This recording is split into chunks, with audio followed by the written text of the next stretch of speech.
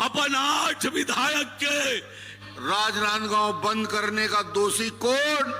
खजाने की चाबी जिसके पास है वो डकैती करने लगे तो कैसे करोगे? लिंचिंग कराकर मार दिया भुवनेश्वर साहू को। मोदी जी को भी शाम को बताऊंगा। युवा के अधिकार का पैसा दिल्ली दरबार की कांग्रेस की तिजोरी में जाता है। भूपेश बाबू क्या हुआ? तारीख के बाद तारीख, तारीख पर तारीख, तारीख पर तारीख। अब अभी कल कांग्रेस पार्टी के 30 प्रत्याशी के ले दे के सूची जारी हुए हैं। ले दे के कांग्रेस पार्टी डरा थे, घबरावा थे, हार निश्चित है। अब यही पाए के प्रत्याशी के चयन नहीं कर पावा थे। अपन 8 विधायक के टिकट काटे हैं। ये पता चलते कर से कि पूरा छत्तीसगढ़ में कांग्रेस के सरकार के खिलाफ जनता में आक्रोश है।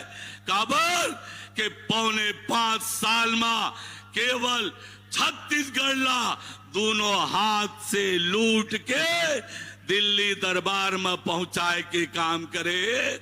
तो संगवारी हो, कांग्रेस पार्टी के जाय के बेरा होगे। भूपेश बघेल और पूरा टीम अपन बोरिया बिस्तर बांधे के तैयारी करत है।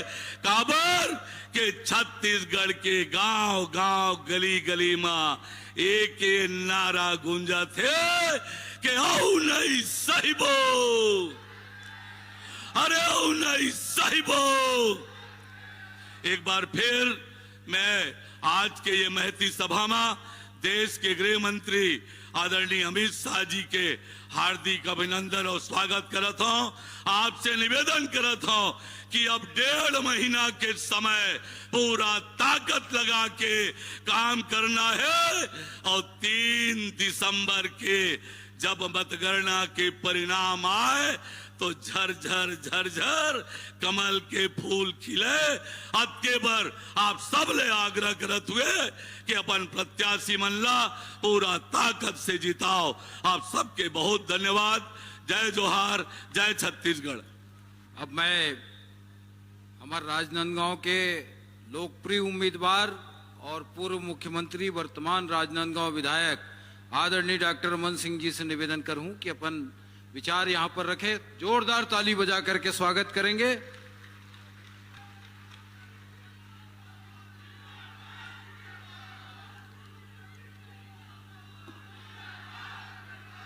आज का भारतीय जनता पार्टी के हमारे प्रत्याशियों के नामांकन के पहले आशीर्वाद देने हम सबके सौभाग्य से देश के हमारे गृह मंत्री और ऐसे गृह मंत्री जिन्होंने एक कीर्तिमान स्थापित किया। वल्लभ भाई पटेल ने गृह मंत्री रहते 500 राज्यों का विलय कराया और दूसरे गृह मंत्री अमित शाह जी बैठे हैं जिन्होंने 370 समाप्त करके अपनी ताकत दिखा दी। तालियों के साथ स्वागत करिए माननीय गृह मंत्री जी का।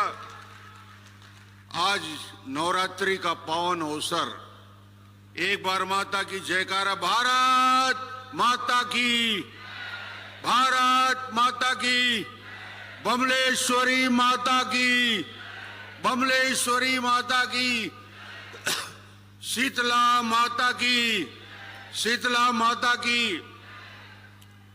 सबसे पहले मैं धन्यवाद देना चाहूंगा राजनांदगांव की जनता को कि आपने डॉक्टर रमन की पहचान बनाई है। डॉक्टर रमन यदि पार्षद से लेकर विधायक से लेकर सांसद, केंद्र में मंत्री और 3 बार मुख्यमंत्री बना है। पहले विधायक आपने बनाया, फिर मैं बाद में बना, उसके लिए आप बधाई के पात्र हैं। आपका मैं अभिनंदन करता हूं, स्वागत करता हूं। आपने वो गौरव दिया और एक बार फिर मैं धन्यवाद देना चाहूंगा राष्ट्रीय हमारे पार्टी के अध्यक्ष और माननीय सभी वरिष्ठ नेताओं का, जिन्हें मुझे विधायक के नाते चुनाव लड़ने का आदेश जारी किया। 15 साल अवसर मिला मुख्यमंत्री के नाते, राजनांदगांव में विधायक के नाते इस क्षेत्र का विकास किया। और 5 साल में कांग्रेस ने क्या किया? पक्षपात की कार्रवाई की, पक्षपात किया राजनांदगांव जिले के साथ। राजनांदगांव का घोर अपमान होता है। राजनांदगांव में भूपेश बघेल के आते ही क्या स्थिति बदली। सड़क, पुलिया, पुल, स्कूल, अस्पताल, सारे निर्माण कार्य रुक गए। एक आंकड़ा मैं देख रहा था, राजनांदगांव नगर निगम में अधोसंरचना मद में 18 से 23 कांग्रेस के शासनकाल में 39 करोड़ मिले और भारतीय जनता पार्टी के कार्यकाल में 13 से 18 200 करोड़ रुपया मिले थे। ये तुलना आप कर सकते हैं क्या स्थिति कांग्रेस ने किया। कांग्रेस के 5 साल और भारतीय जनता पार्टी की विकास यात्रा। स्वास्थ्य की दृष्टि से पेंड्री में मेडिकल कॉलेज की स्थापना भारतीय जनता पार्टी के कार्यकाल में। मॉडल कॉलेज का निर्माण, मुख्यमंत्री ग्राम सड़क योजना में 102 किलोमीटर सड़कों का निर्माण, ऐतिहासिक दिग्विजय स्टेडियम को भव्यता के अनुरूप स्टेडियम का निर्माण, मोतीपुर अंडर ब्रिज का निर्माण, शिवनाथ वर्धन योजना में लाइनिंग का काम, अंतर्राष्ट्रीय हॉकी स्टेडियम का निर्माण, पेंड्री में हजारों आवास का निर्माण, टेढ़ेसरा में बीपीओ का निर्माण, फ्लाईओवर का निर्माण। और भूपेश ने क्या किया 5 साल में? राजनांदगांव के साथ छल किया है, राजनांदगांव के साथ धोखा किया है, छत्तीसगढ़ के विकास को अवरुद्ध किया है भूपेश बघेल ने। पाठ्य पुस्तक का निगम का ऑफिस राजनांदगांव बंद करने का दोषी कौन? सेतु निगम के कार्यालय को बंद करने का दोषी कौन? अरे पीछे वाले भी मेरी बात सुन रहे हैं। एशियन डेवलपमेंट बैंक का दफ्तर बंद कराने वाला दोषी कौन? पीछे वालों से भी पूछ रहा हूं, आगे वाले से भी पूछ रहा हूं। प्रधानमंत्री ग्राम सड़क योजना के ऑफिस को बंद करने का दोषी कौन? अब भूपेश से बदला लेना है कि नहीं भाई?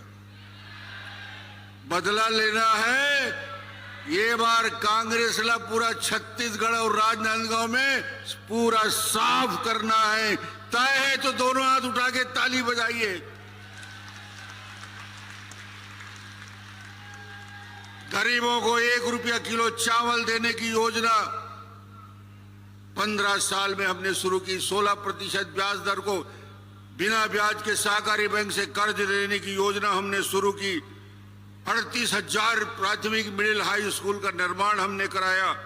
NIT आ गया, IIT आ गया, ट्रिपल IT आ गया, एम्स आ गया, हिदायतुल्लाह लॉ यूनिवर्सिटी आ गया। ये संस्थान छत्तीसगढ़ में लाने का काम भारतीय जनता पार्टी ने किया है।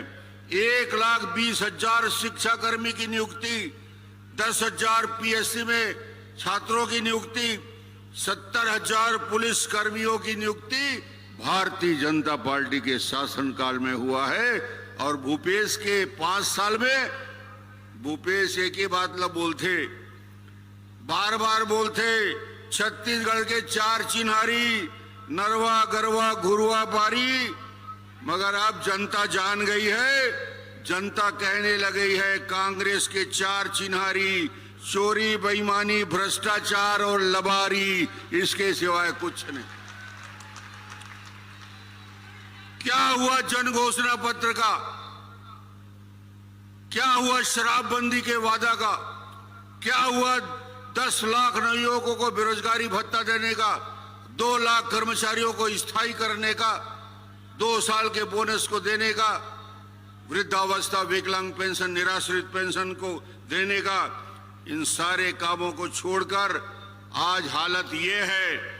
5 5 साल में 15,000 करोड़ का घोटाला। विश्व में कीर्तिमान स्थापित कोई कर सकता है तो भूपेश बघेल कर सकता है भ्रष्टाचार में, उससे आगे कोई नहीं। 5,000 करोड़ का गरीब कल्याण अन्न योजना घोटाला, 2,100 करोड़ का शराब घोटाला, 1,300 करोड़ का गोठान घोटाला, 600 करोड़ का पीडीएस घोटाला, 540 करोड़ का कोयला घोटाला। लालू यादव चारा खा गया, 3 साल जेल में लौट के आया है ताजा ताजा। अरे वो तो चारा खाया, ये तो गोबर खा रहा है भाई। गोबर में बेईमानी, गोबर में बेईमानी। महादेव ऐप में हजारों करोड़ का घोटाला करने वाला। समस्या एक है, राजा यदि चोर हो जाए तो कैसे करोगे? खजाने की चाबी जिसके पास है वो डकैती करने लगे तो कैसे करोगे? उसका विकल्प होता है, उस चौकीदार को बदल दो, उस डकैत को बदल दो। इस मुख्यमंत्री को बदलने का समय आ चुका है, इसको तुरंत बदलने की कार्रवाई करनी पड़ेगी। और चुनाव में इस बार इस भ्रष्ट सरकार को बदलने का समय आ चुका है। लाखों नवयुवक छत्तीसगढ़ पीएससी में अप्लाई करते हैं, पीएससी में नौकरी के लिए एप्लीकेशन देते हैं, मगर सिलेक्शन किसका होता है? पीएससी के चेयरमैन का भाई का भतीजा का, अधिकारी कर्मचारी को भाई भतीजा बेटा का, करोड़पतियों के बेटे का। छत्तीसगढ़ के नवयुवक देखते रह जाते हैं। पीएससी में हुए भ्रष्टाचार का बदला युवा लेना चाहता है कि नहीं? पीएससी का बदला लेंगे कि नहीं? पीएससी के नवयुवकों से मैं आग्रह करूंगा कि इस सरकार को बदलना है।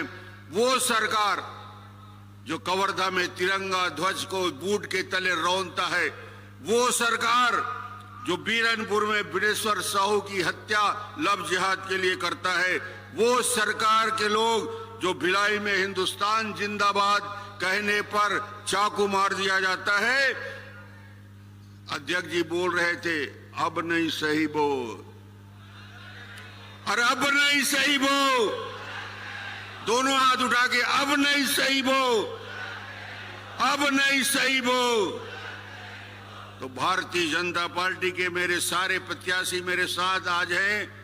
मैं सबके लिए आग्रह एक बार करना चाहूंगा, इन सभी प्रत्याशियों को जो आज भारतीय जनता पार्टी के आज आए हैं, उन सभी प्रत्याशियों को आपका सहयोग, समर्थन, आशीर्वाद मिले। दोनों हाथ उठा के ताली बजा के उनका स्वागत करिए। धन्यवाद। सभी एक बार अपनी जगह पे खड़े हो जाए, मेरा निवेदन है, एक बार खड़े हो जाए और ताली बजा करके माननीय अमित शाह जी को आश्वस्त करिए कि हमारे जितने उम्मीदवार मंच में है उन सबको हम जिता करके विधानसभा भेजेंगे। और इसी विश्वास के साथ वो हम सबके बीच में आए। मैं सादर आग्रह कर रहा हूं आदरणीय अमित शाह जी से कि वो यहां पर आए और हम सबका मार्गदर्शन करें। एक बार जोरदार ताली।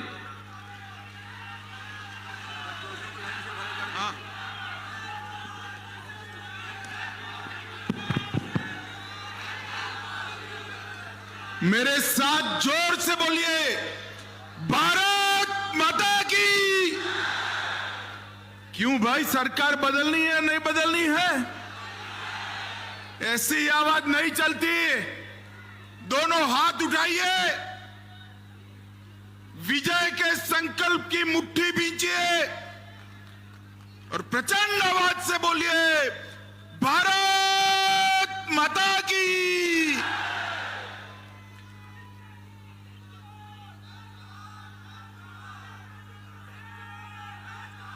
मैं सबसे पहले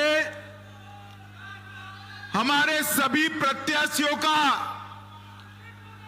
परिचय कराता हूं।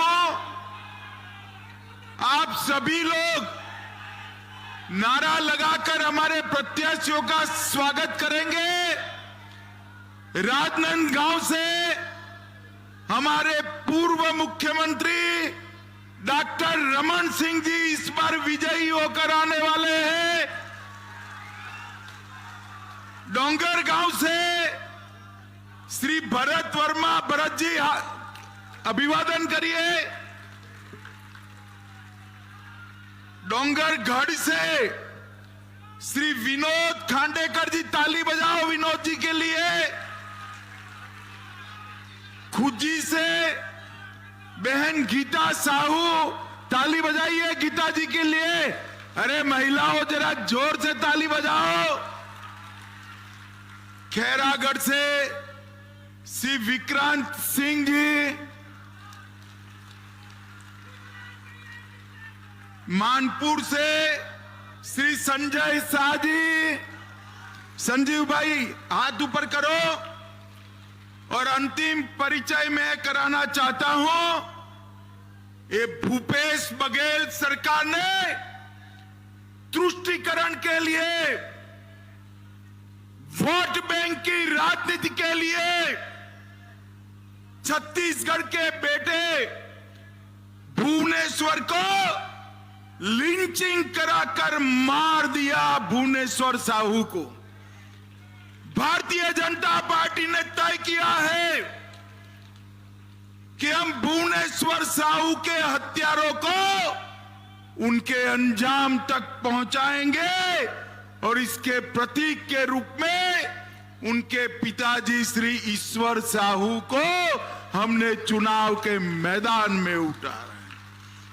मैं आप सभी से अनुरोध करूंगा, भाई भुवनेश्वर साहू की शहादत के लिए जोर से दोनों हाथ उठाकर भारत माता की जय का जयकारा लगाएंगे।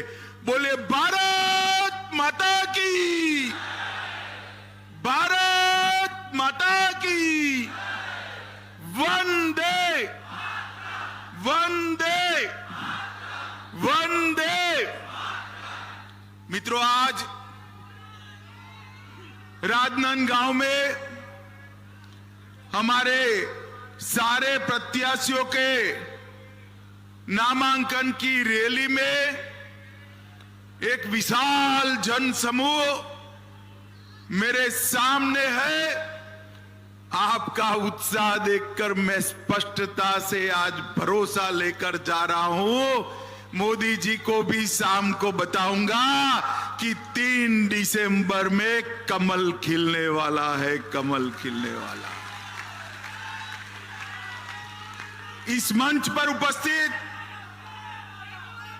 हमारे प्रदेश अध्यक्ष और सांसद भाई अरुण साहू जी, हमारे नेता पूर्व मुख्यमंत्री और यहां से हमारे प्रत्याशी राजनांदगांव के डॉक्टर रमन सिंह जी, बहन सरोज पांडे जी, पूर्व सांसद अशोक शर्मा जी, भूपेंद्र सवन्नी जी, श्री मधुसूदन यादव जी, श्री रविंद्र राय, पूर्व अध्यक्ष झारखंड के, श्री संतोष अग्रवाल जी, श्री अभिषेक सिंह जी, श्री अवधेश चंदेल जी, श्री प्रदीप गांधी जी, श्री रमेश पटेल जी, और आज मेरे साथ जो हमारे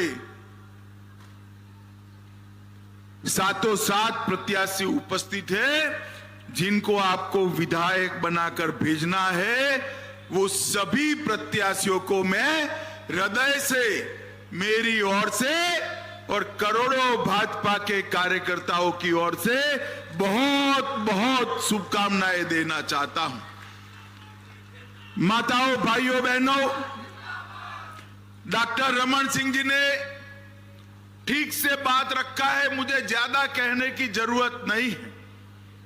मगर मैं छत्तीसगढ़ वासियों को चुनाव की घोषणा के बाद पहली बार रैली हो रहा है, मैं छत्तीसगढ़ वासियों को याद कराने आया हूं।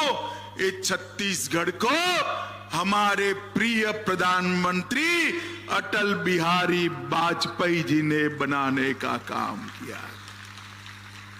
कांग्रेसियों के शासन के अंदर पुराना मध्य प्रदेश और छत्तीसगढ़ बीमारू राज्य बनकर खड़ा था।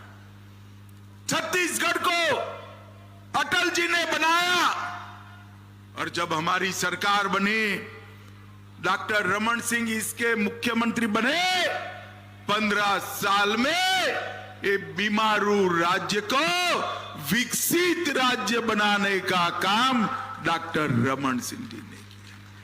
छत्तीसगढ़ के अंदर 15 साल में यह राजनांदगांव, और चाहे छत्तीसगढ़ के पिछड़ा वर्ग बहुल क्षेत्र हो, दलित भाई जहां रहते हो वो क्षेत्र हो, दुर्ग और भिलाई के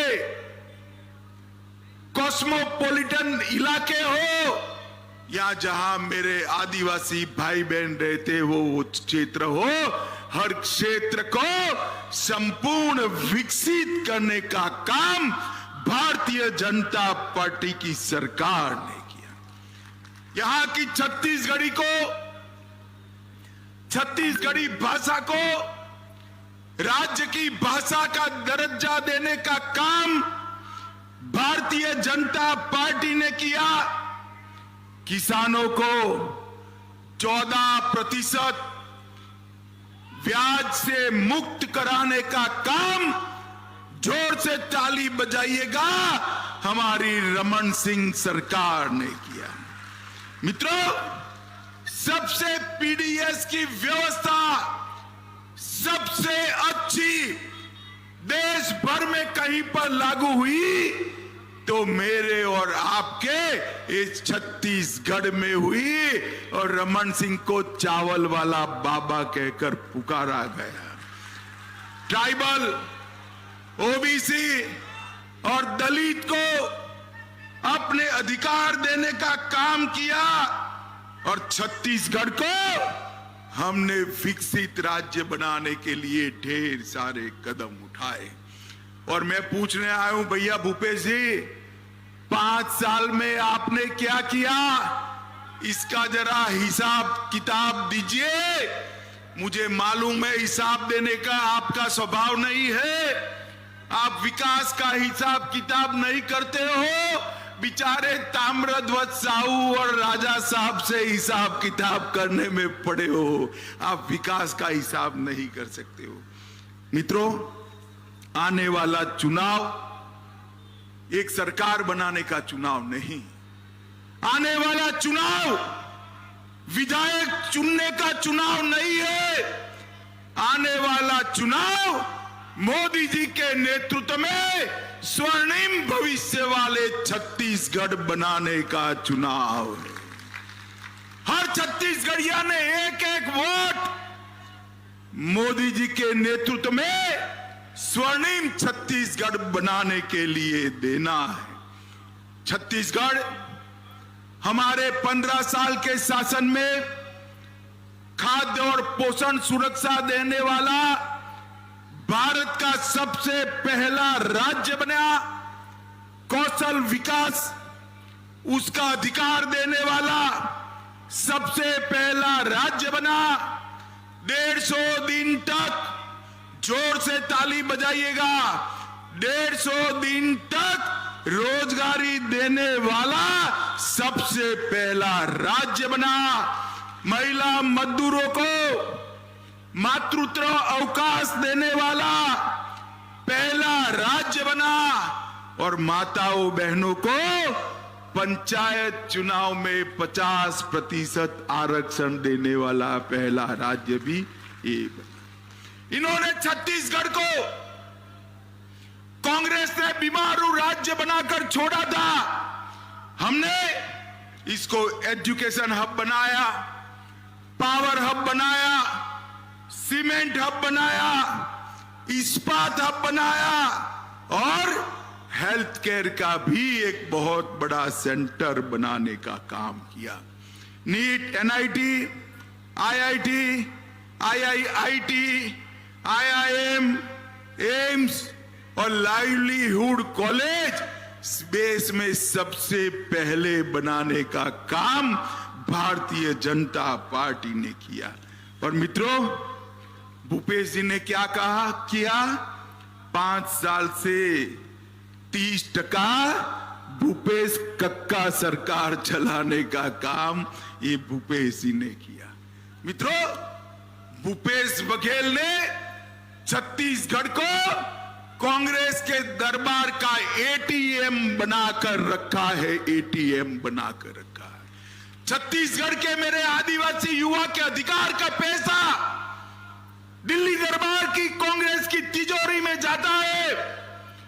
दलित युवा का पैसा दिल्ली दरबार की कांग्रेस की तिजोरी में जाता है और मेरे पिछड़ा वर्ग के युवा भाइयों बहनों का अधिकार भी ये इनके एटीएम के थ्रू दिल्ली में जाता है। और मैंने करप्शन का ऐसा, जैसे फूड चेन बनते हैं ना, कोई पिज्जा का फूड चेन बनाएगा, कोई पाव भाजी का बनाएगा, इन्होंने करप्शन का पटवारी से लेकर मुख्यमंत्री तक का पूरा करप्शन चेन बना दिया है जो दिल्ली तक जाता है। शर्म मानी चाहिए आपको, शर्म मानी चाहिए। और मैं आपको बताता हूं, घोटालों की इतनी बड़ी सूची मैंने मेरे सार्वजनिक जीवन में कहीं नहीं देखी। शराब घोटाला, 2000 करोड़ रुपए का शराब घोटाला, इनके ऑफिस के अफसरान जेल में जाते हैं और उनको शादी में भी चैन नहीं आता है, कहीं वो मुंह न खोल दे, इसलिए डरकर घर में शादी कराते हैं।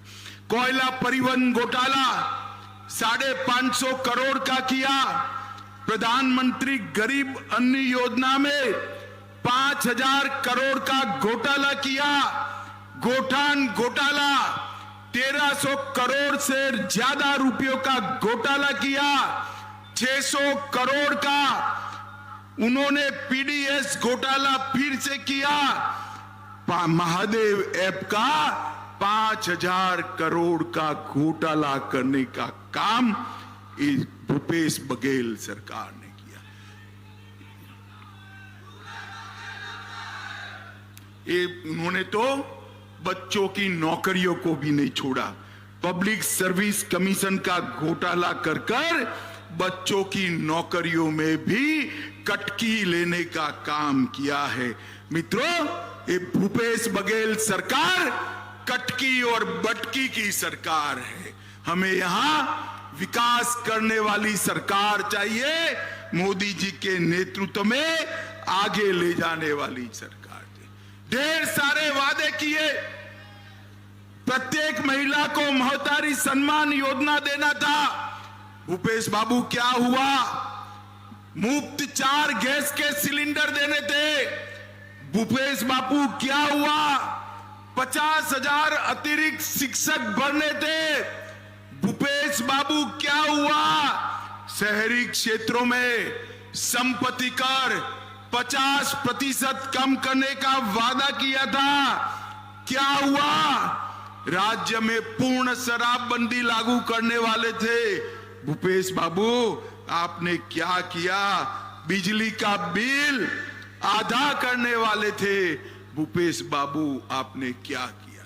उनको हिसाब देना चाहिए छत्तीसगढ़ की जनता को। मैं आज छत्तीसगढ़ की जनता को बताने आया हूं, ये भूपेश बघेल उनके शासन में छत्तीसगढ़ में ना दलित खुशहाल है, ना आदिवासी खुशहाल है, ना ओबीसी खुशहाल है, पिछड़ा भी खुशहाल नहीं है। माताओं बहनों की तो बात ही मत करिए, युवा और किसान भी परेशान है। खुशहाल है तो गांधी परिवार अकेला खुशहाल है और कोई खुशहाल। जैसे मैंने अभी पहले किया, उनकी वोट बैंक की राजनीति के चलते भुवनेश्वर साहू की हत्या कर दी। आप क्या चाहते हैं कि छत्तीसगढ़ फिर से एक बार एक कौमी दंगों का केंद्र बने? चाहते हैं क्या? जरा जोर से बोलो, चाहते हो क्या? भुवनेश्वर साहू को न्याय मिलना चाहिए या नहीं मिलना चाहिए? अगर कांग्रेस फिर से चुनकर आती है तो यही तुष्टीकरण की, यही वोट बैंक की राजनीति कांग्रेस पार्टी आगे बढ़ाएगी। और मैं आपको कहता हूं, एक बार कमल फूल की सरकार बना दो। ये जिन्होंने भ्रष्टाचार किया है, पाई पाई उनसे वसूलेंगे और उनको उल्टा लटका कर सीधा करने का काम ये भारतीय जनता पार्टी की सरकार करेगी। भाइयों और बहनों, मोदी जी के नेतृत्व में हमने पूरे देश का सम्मान बढ़ाने का काम इस देश के प्रधानमंत्री जी ने किया है। अभी अभी विधानसभा और लोकसभा में 33% माताओं बहनों को रिजर्वेशन देने का काम भारतीय जनता पार्टी की सरकार ने किया। चंद्रयान भेजा, G20 हुआ और छत्तीसगढ़ के ढेर सारे लाभार्थियों को नरेंद्र मोदी सरकार का फायदा मिला है।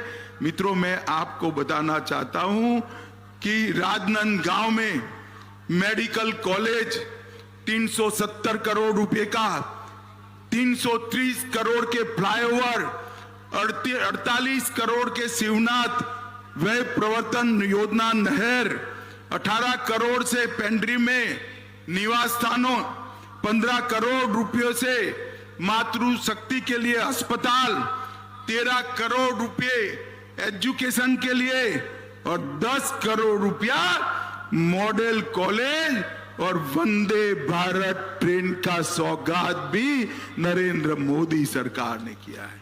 और मैं आज भूपेश जी को पूछना चाहता हूं, भूपेश जी, 2004 से 14 केंद्र में यूपीए की सरकार थी, कांग्रेस की सरकार थी, क्या दिया आपने छत्तीसगढ़ को?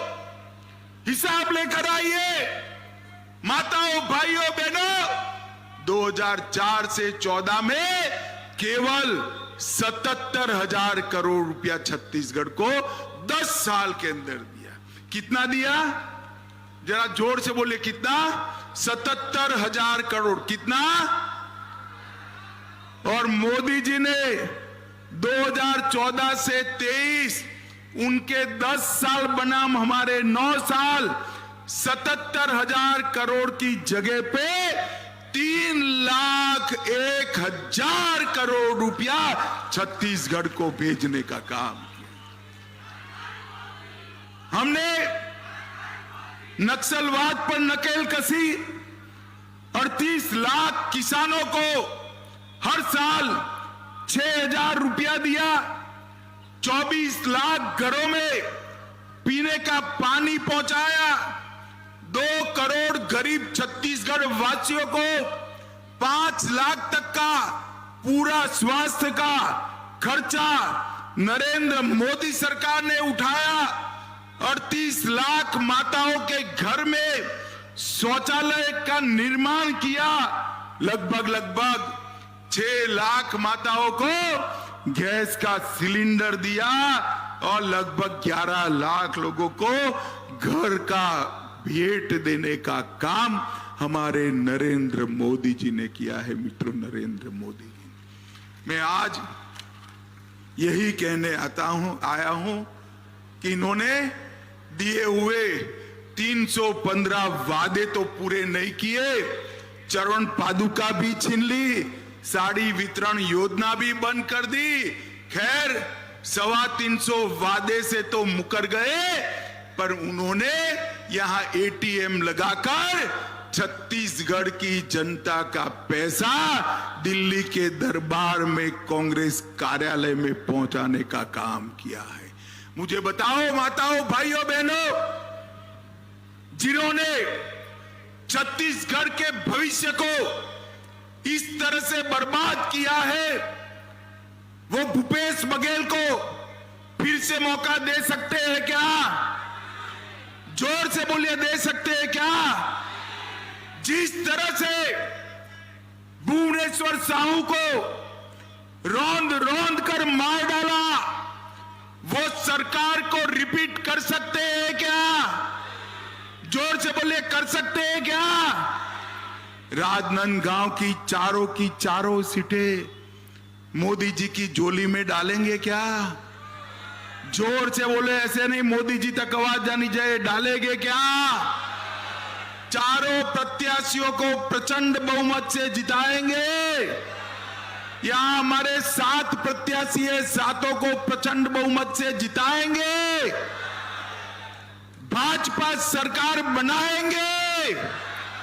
24 में फिर से मोदी जी को प्रधानमंत्री बनाएंगे। तो मेरे साथ दोनों हाथ उठाइए, उठाइए दोनों हाथ,